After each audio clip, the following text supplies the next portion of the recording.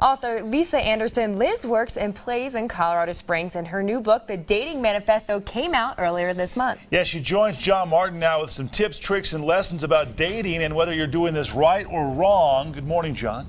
Hey, good morning. Survey says wrong. No, yeah, okay. It is. This is the Dating Manifesto. This is Lisa Anderson kind of correcting us and corralling us to move the right way in the world of dating.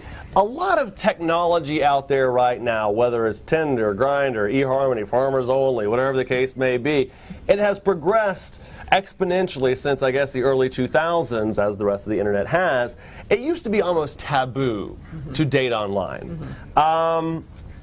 Nowadays, how do you feel that is? Is it the beginning of a healthy relationship, or is it something that maybe we should go, oh, I don't know, they're still not? I think it's no longer taboo. I mean, people always ask me, oh, is online dating even legit? I mean, shouldn't you just be meeting people at your workplace or whatever? Right. And the question is yes and no. I mean, I would say, obviously, you could still meet people through traditional channels. That's totally great. But in an increasingly mobile society where a lot of like young adults and singles are kind of moving to different cities for their jobs or whatever, it's just hard to meet people, working a lot of hours and stuff. So I think online is totally fine. But again, you have to approach it with a certain amount of intentionality. I mean, when I was online, I talked to guys who had been online for 10 years.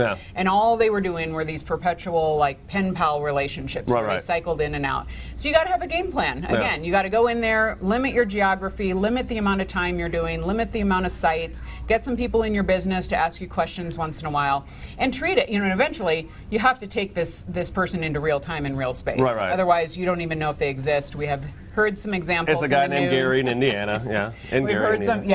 So you have to just be real about it and understand what you're getting into. Right, and okay, kind of quickly here, dating in the workplace, because, you know, everybody gets to be kind of like work hot. I don't know if that's like a thing that you're aware of, but you see somebody over and over again. I don't know. Yeah, I'm aware of it, sure. But how does that kind of play out? Is that something that maybe you should kind of keep over here? Or? I don't think that there are particular rules. I mean, I think obviously, in fact, someone just wrote to me the other day about being a teacher in a school and dating a fellow teacher. I mean, there are clearly some rules that have to be adhered to in that scenario. You know, let's not get fired, let's not get arrested. But I think... Wait, student teacher or teacher teacher? It was actually teacher. Otherwise, teacher, we need to take the camera and go down. Exactly, no. But I mean, I think workplace romance is okay, but you can't let it interfere with your job. And you can't get caught up in the drama or be building up this person only by what you know them, you know, to be at work, and certainly not in a situation. I think a boss subordinate thing can be sketchy, and you don't want to be using people to, you know, advance your own cause. And a lot of pitfalls there. Yeah, a lot of pitfalls. All right, well, this is Lisa Anderson. This is the Dating Manifesto. Focus on the family. You have a radio show. You have a podcast. You have a website. Where can people find out more about you and what you do?